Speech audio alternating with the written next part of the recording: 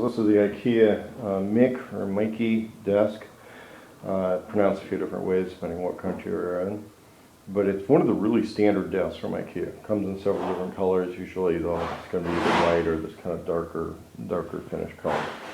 And it's a really tricky build because there's a right side and a left side way to do this.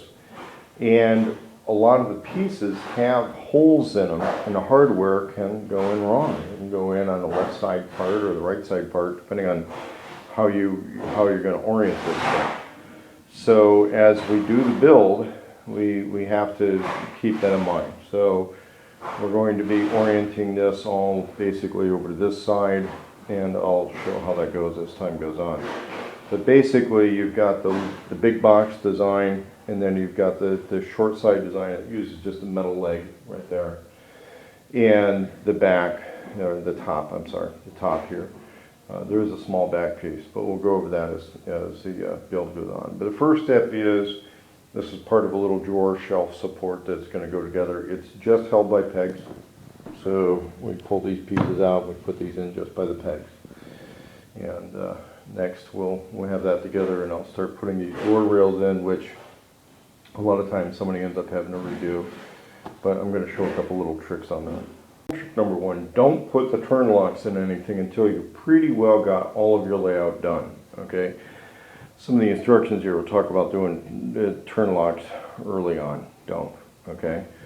So this is one of those pieces where you're going to use some of the holes for some of the stuff and other holes for other stuff. And on this one, we're putting in the turn lock bases, and the rail should all go on the same side, but basically whichever side you have that wheel on needs to be the side that does not get the three, or actually the four little turn locks. Okay, the side of the rail is the side that doesn't get those. So that's how that goes. And remember, when these drawers have that little gink there, that's part of the self-closer. The self-closer needs to be facing down when everything is fully put together, so that when the other wheel runs along here, gravity keeps the drawer closed.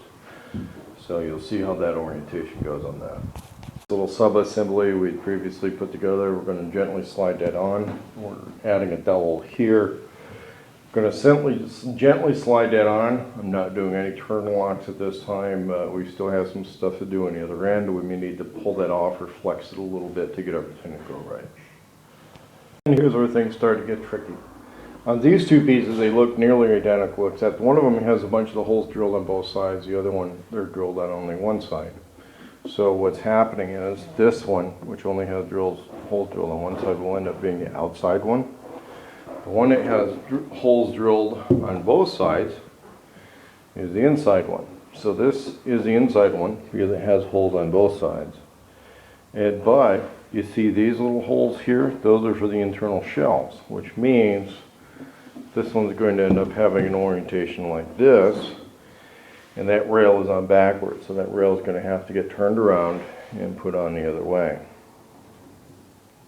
So I pulled this piece off of what will be the top, so that we can get a lot of this other stuff, this substructure put together. Here you'll see this had the holes it had holes on both sides here, but we're only using the ones that match up with that piece, along with one dowel, and then I'm going to be sliding those together. So this is at center, although it goes off center, but we mount the drawer slides on both sides of this one. The other one, it only goes on one side. But we're going to wait to put that rail in because I want to make absolutely certain we get the orientation right on those rails.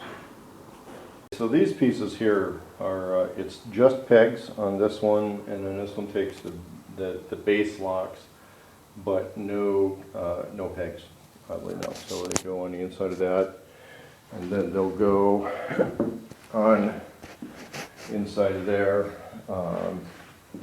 right here. Now, depending on the orientation of the desk, these other holes up front will not be used. So you're just blocking the rear.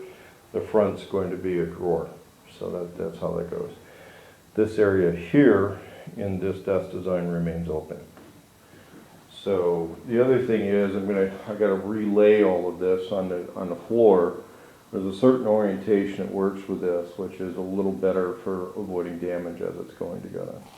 So this is the orientation you want for that final assembly, the sub-assembly, or close to it. And then, now on this piece, it is one where you're getting two different sizes on the turn lock. Some of these are a little deeper than others.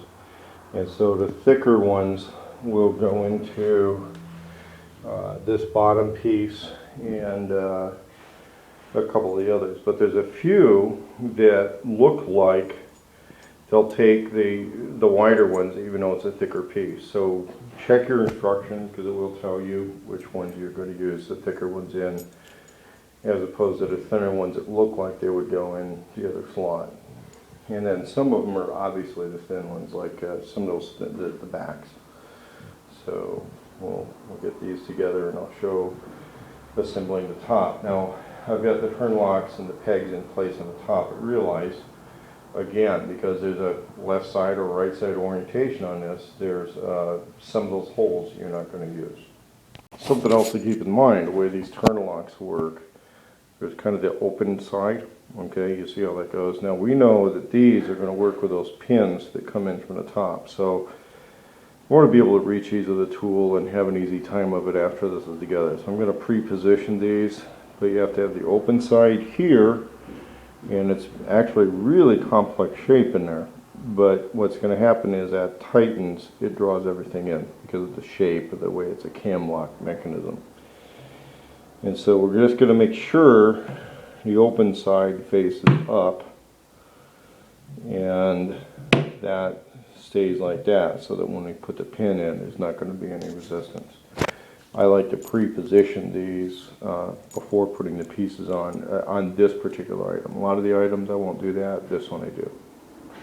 Okay, so number 2 Phillips will get you through most of the assembly on this, but there is a point where they give you this little kit thing and an Allen wrench to turn these, which will take forever.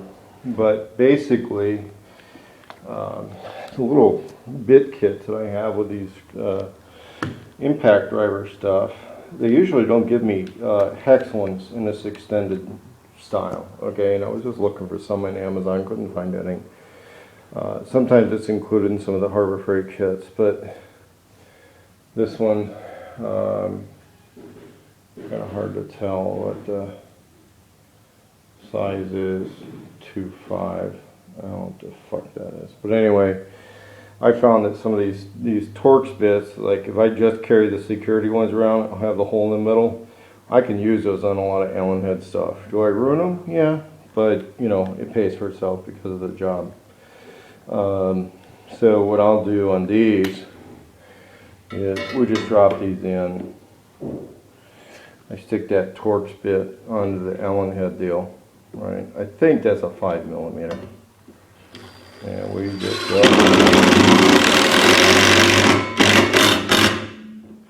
you'll feel that tighten down.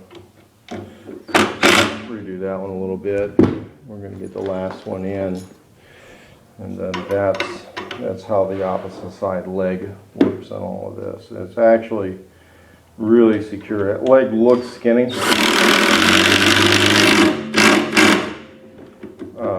That leg looks skinny when it's in there, but it's I draw those down there, and but once it's on, it's really solid.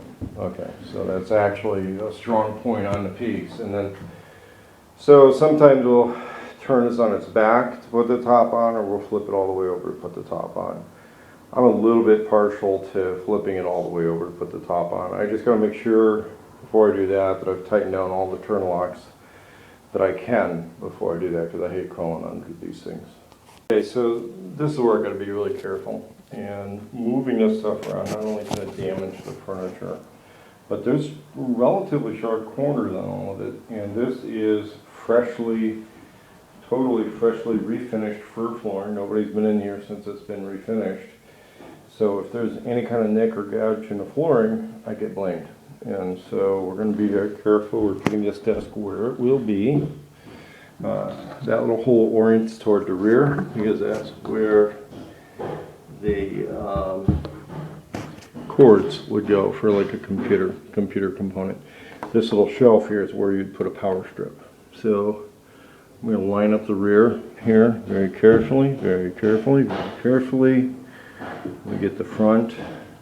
Of course, these things aren't totally dead nut straight, but we've got some wiggle room here. And so once we make certain that everything's started in the appropriate hole, start putting some pressure. We pop it down very carefully. Do not use a hammer on this. A hammer will gouge it. Even the rubber assembly hammers, if you use one, try to use one where the rubber is the same color as the piece. Okay, you can get those in black or white. Use an assembly hammer that's the same color as a piece. Real broad, real soft rubber mallet, but I'll just smack it. So we smacked all this in place. We still have the turn locks. Now normally I tell people don't use an impact driver on these turn locks, right? Well, all right, I'm going to break that rule right now because I'm me and I'm very familiar with this impact driver. So, whoops, put the Allen head socket on there. And it's hard for me to do that one. Back to the Phillips head socket. Now, I'm very familiar with this particular impact driver. So, I'm going to hold it very loosely. I'm not going to be very aggressive with that at all, okay? And I'm not even going to bring a DeWalt onto this. Yes, I own DeWalts. Yes, I know they're better tools and more powerful, but they just straight break this stuff, okay? So, we're going to go very, very gently with this. If that impact hits a couple of times, that's it, we're done. Okay, that's it, we're done. We're not pressing really hard, we're just turning it. We're not trying to drive it in. And what it's doing is it draws this all tight, okay? Because of the way that cam lock mechanism, and you can see there's a little, I'm not sure if it's showing up in the camera, a little air gappage there. You can see that. But it's going to disappear as I tighten this down. Now that little air gappage disappeared. So I'll be tightening all these down. I pre-positioned them earlier, and the bottom structurally is going to be complete, although we'll be doing the drawers and a little hinge assembly. I like to wait until now to put these hinges in because I'm moving these pieces around and I could bump something or scratch something as I'm getting it together. And so these hinges, again, are kind of like with that stuff that's used in multiple different pieces. The whole sets are marked A or B. We're going to use the A set, and then we're going to keep mine to that little notch there. And then there's an arrow. See how that arrow goes? The arrow is going to face outward, so outward of the cabinet. You can set this up to be a right or a left opening thing, but usually you set it up to open away from the person who's sitting at desk. So with this orientation, it's going to go here and then swing outward. So these hinges are going to go here, arrow facing outward. Our screws are going to go into A, and then they're going to go on the same little peg holes that hold the shelves. Okay. So as we go through our little screws here, we're looking for a set of the screws that actually, they're round on the top and they're a little bit smaller diameter. And that's the ones that we're going to be using on this stage of it. It's a pretty conventional thing. I'm looking through, because sometimes these use a little bit more of a conventional screw, but it looks to me like it's using the same flat screw that we're going to be using to hold the drawer rails in. These aren't like really fancy like the kitchen stuff where it's just a snap lock, but it kind of sets in the same way. You set these in, and then these really, I want to do it with a machine or else it just won't be secure. And then on these, there's a lot of adjustability in them, so I don't try to make them super tight on the first time because I may be loosening them up when you're doing them. Again, just want to go real light on the power tool usage, but if you're just doing this with a hand screwdriver, it might not be getting tight enough. Drawer, that's the drawer, the little door installed, and I'll tell you right now, it's a hassle. Now getting these little pins in for the shelves, also you got to make sure you get those in all the way. And a little rubber mallet hammering, okay? And what you do is you count the number of notches up. So I'll say I'll go one down from the hinge for this one, and maybe 2 or 3 up from the hinge for that one. And that's how those will go in. There we are with the shelves installed. Again, adjusting these hinges, that's a bugger, okay? And then this little plastic piece that goes here. I'm not going to worry too much about getting this carefully against the wall because there's a whole upper section we're going to be doing next. The drawers are really conventional Ikea stuff, so I'm not going to show a whole process on the drawer. I've got, there's other videos out there specifically on building Ikea drawers. I'll try to keep drawer assembly under 30 seconds. There's one large, one small drawer here. One turn lock, one dowel per. These are the drawer bottoms. And basically everything's based off the drawer front as we put it together. So we'll do this quickly. Okay, with other drawers in the IKEA lineup, like the stuff that's used on our dressers, which are going together in another room, I factor about 10 minutes a drawer for you know, a reasonably experienced person. Not racing through it, racing the stuff, just risk damage.